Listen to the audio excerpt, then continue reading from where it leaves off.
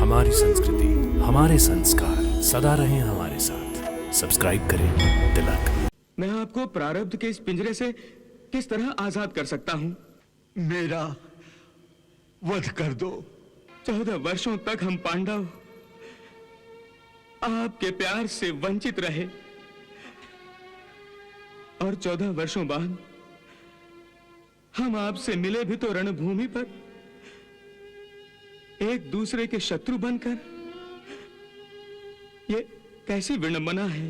अपनी सभी भावनाओं का त्याग करके अपने धर्म का पालन करना ही पड़ता है। तुम भी अपने धर्म का पालन करते हुए मेरा वध कर दो। मैं आपका पोता हूं। ये क्या, तुम रो रहे हो? एक योद्धा की आंखों में आंसू शोभा नहीं देते।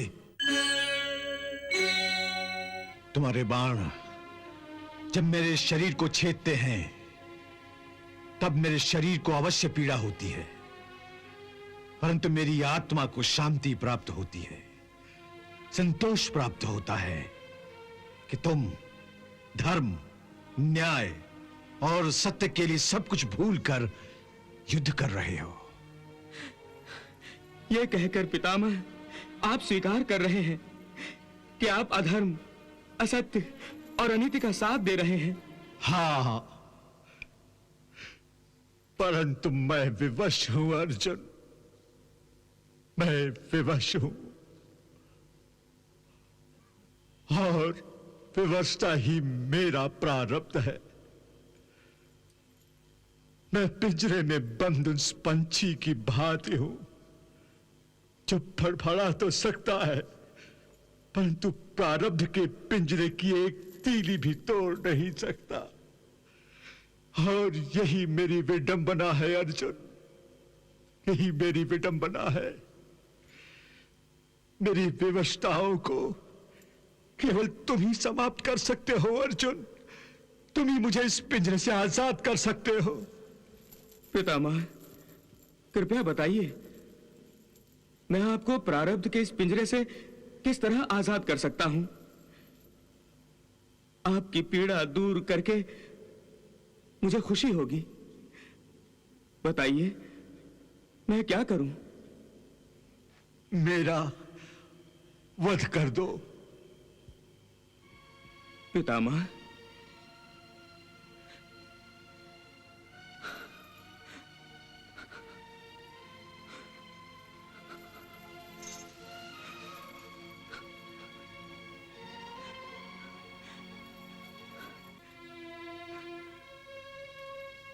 पितामह 14 वर्षों तक मैं आपके दर्शन नहीं कर सका। 14 वर्षों तक हम पांडव आपके प्यार से वंचित रहे और 14 वर्षों बाद हम आपसे मिले भी तो रणभूमि पर एक दूसरे के शत्रु बनकर। ये कैसी विडंबना है। यह कैसा विचित्र धर्म है। धर्म का पालन इतना सहज नहीं होता पुत्र।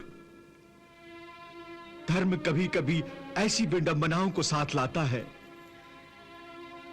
जिसका पालन करना दुष्कर हो जाता है। लेकिन एक मनुष्य को अपनी सभी भावनाओं का त्याग करके अपने धर्म का पालन करना ही पड़ता है। तुम भी अपने धर्म का पालन करते हुए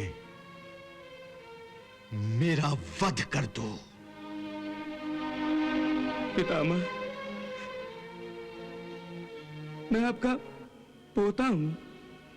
अर्जुन, ये क्या,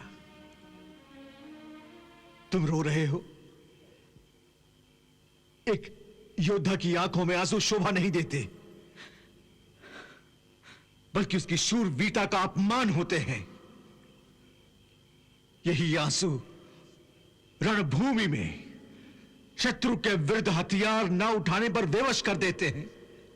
रोक लो इन आंसुओं को अर्जुन, रोक लो। अरे, जब मेरे ये बूढ़े हाथ अपने जवान पोते के शरीर को अपने ही बाणों से छेदते हुए नहीं कांपते हैं, तो तुम्हारे ये जवान हाथ क्यों कांप जाते हैं? तुम्हारी दृष्टि क्यों कब-कबा जाती है?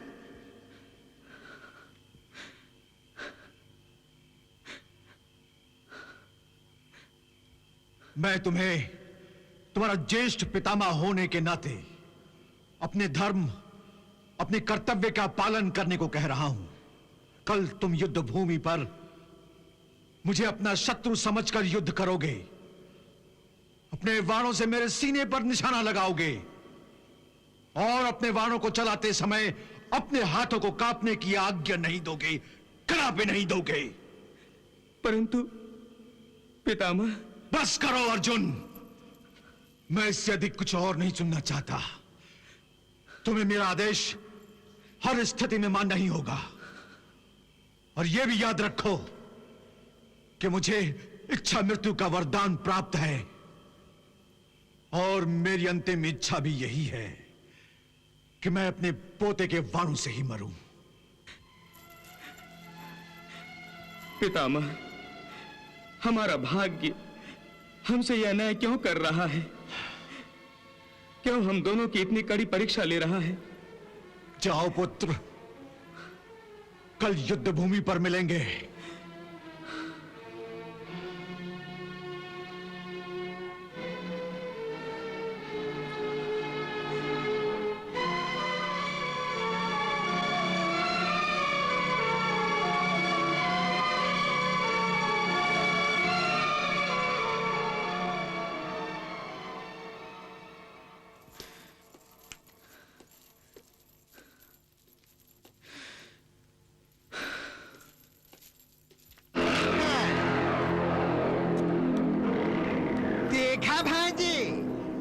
दोनों एक दूसरे से युद्ध करते हैं और रात को एक दूसरे के घाव पर लेप लगाते हैं। परंतु मामाश्री, इस समय आप मेरे घाव पे नमक छिड़क रहे हैं।